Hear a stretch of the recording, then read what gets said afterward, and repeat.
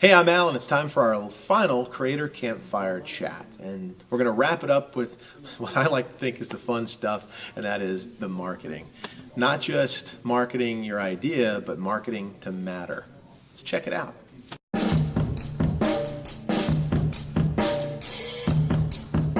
Purpose, focus, metrics, and meaning.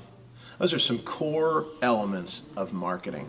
In today's world, we got brain drain. There's so much marketing and advertising. You got mobile marketing, you got traditional marketing, print, billboards, direct mail, social media, all these different elements that are competing to grab somebody's attention. And if you're bringing something to market today, you have to understand some of these core elements to get started. Otherwise, your message just falls out into the abyss and gets lost. If I'm working with somebody, there's some questions I like to ask them.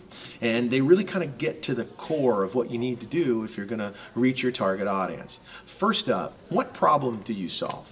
Let's go to the vehicle, all right? When Henry Ford invented the Model T, what did the vehicle do? Well, it took you from point A to point B. It shortened the length of time it took to get places. It solved the transportation issue. It solved a problem. What does your concept, what is your project, your idea, what problem does it solve? You have to identify that, because only then can you then begin to develop who your audience is, who you're solving the problem for.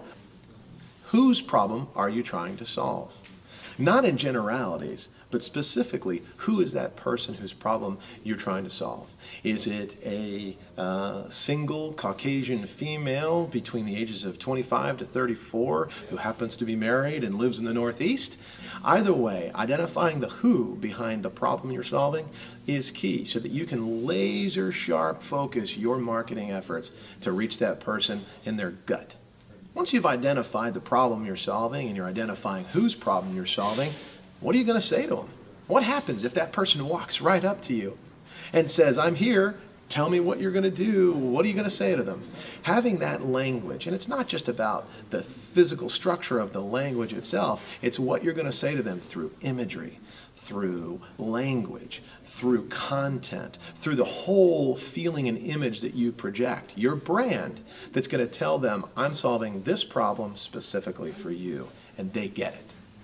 Mentioned in the beginning that there's all these different channels that you're well aware of. Every different audience has a specific way and mechanism that they can be reached and preferred to be reached. There's a multitude of different platforms, obviously, but getting down to the core of understanding the best way technically to reach that person. Is it through social media? If so, which specific social media? Is it through traditional direct mail? I do a lot of work in the healthcare field, reaching out to physicians. Well, the younger physicians are obviously much more mobile and social media friendly. That works for them, but for older physicians that are in the twilight of their career, we have found that there's other methodologies. So identifying the best way to access those folks is key to building your marketing plan.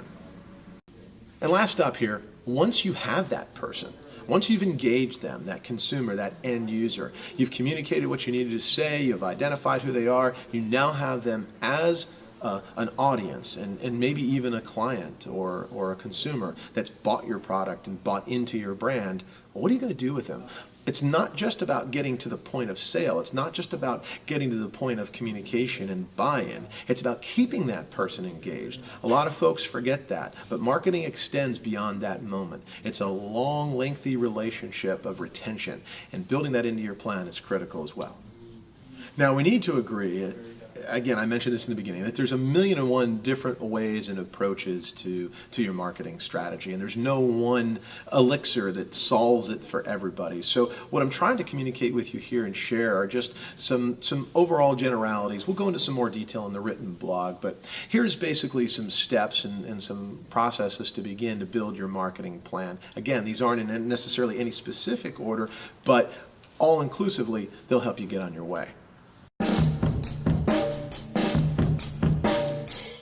Number one is very common. You've heard it in a lot of other of these blogs, and that is know who's on your team.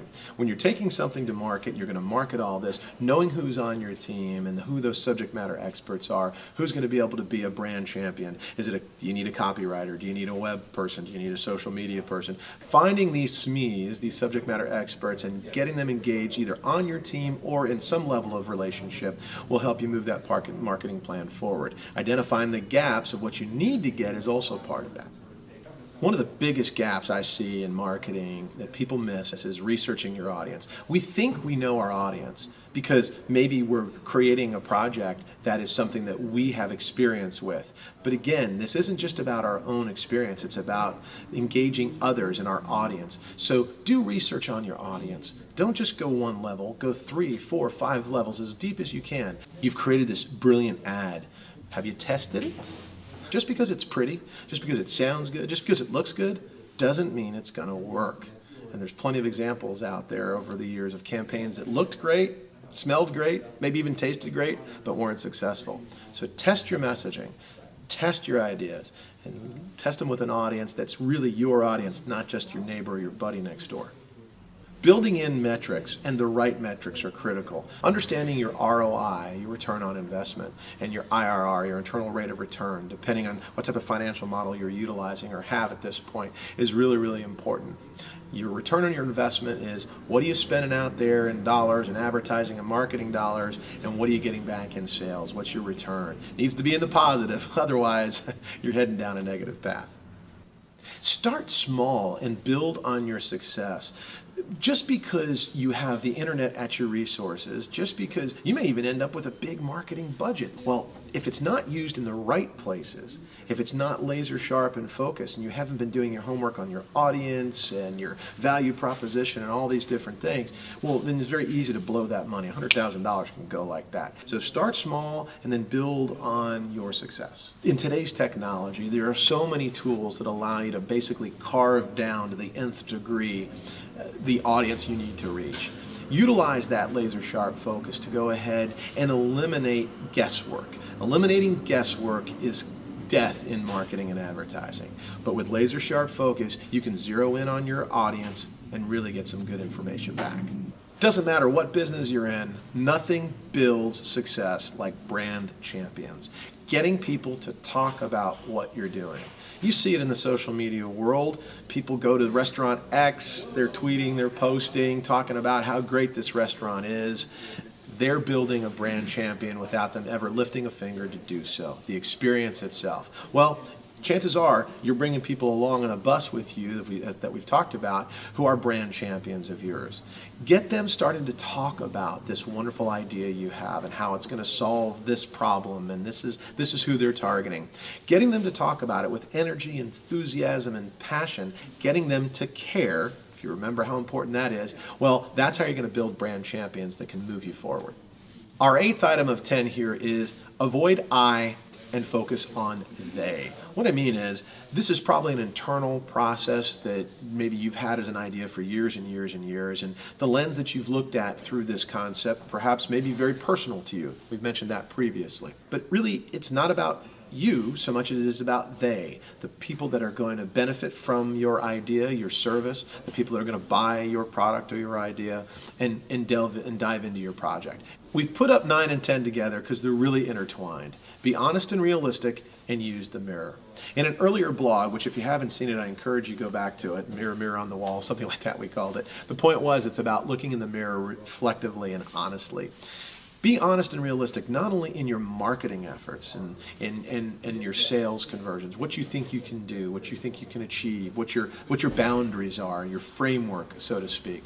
But also be honest and realistic about your capabilities and resources. If you don't get the right people on the bus and you think, I can do this all myself, or just Jim and I or Jane and I can do it ourselves, you become rate limiting if you're not being honest with what it's going to take. And building this business strategy and this marketing plan, and then looking in the mirror and really truly saying, I've got the guts and glory to do this, I've got the resources, but I'm missing these, looking at it in an honest way and reflecting with a strategy in place that's a reflection of an honest strategy, will go eons and eons ahead to moving you towards your goal, which of course is success. That's why you're doing one spark, and maybe that fire will get lit. Well, that's the last of our Creator Campfire chats, but by no means does that mean it's the end of your homework and the work you have to do. By all means, please go back, revisit some of the previous blogs if you have seen them previously, and if you haven't, definitely go back and check them out. And check out all the resources that are available to you here at B1 Spark. We've got a great One Spark 2014 that's lined up. We wish you the best of luck with your project and your idea. It's going to be a fantastic week and hopefully an amazing week for you filled with success. Take care.